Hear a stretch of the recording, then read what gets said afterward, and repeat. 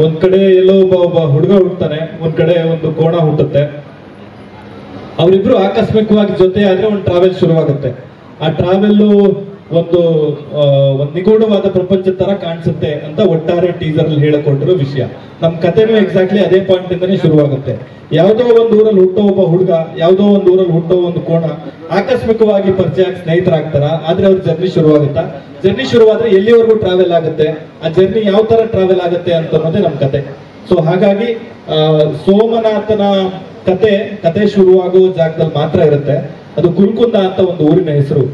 ಸುಬ್ರಹ್ಮಣ್ಯದ ಹತ್ರ ಒಂದು ಊರಿದೆ, ಅಲ್ಲಿ ವಿಶ್ವವಿಖ್ಯಾತ ಒಂದು ಜಾನುವಾರು ಜಾತ್ರೆ ಆಗುತ್ತೆ. ಈಗ for various reasons they have stopped it.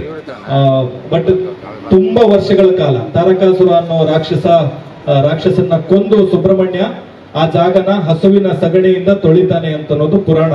So ಅದಾದ್ಮೇಲೆ ಕುಲ್ಕುಂದದ ಜಾತ್ರೆ ಆದ್ಮೇಲೆ ಕರಾವಳಿಯ ಕೃಷಿ ಚಟುವಟಿಕೆ ಶುರುವಾಗುತ್ತೆ ಅಂತ ಅನ್ನೋದು ಸಿಂಬಾಲಿಕಲಿ ಶುರುವಾಗುತ್ತೆ. ಸೊ ಆ ತರದ್ ಒಂದು ಊರಲ್ಲಿ ಇರ್ತಾನೆ ಅವನು.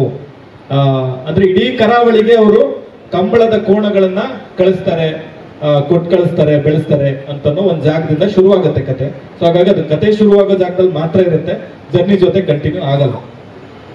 ಜರ್ನಿ ಧನಂಜಯನ ಪಾತ್ರದ ಟ್ರಾವೆಲ್ ಶುರು ಆಗೋದ್ರ ಮುಖಾಂತರ ಜರ್ನಿ ಶುರುವಾಗುತ್ತೆ.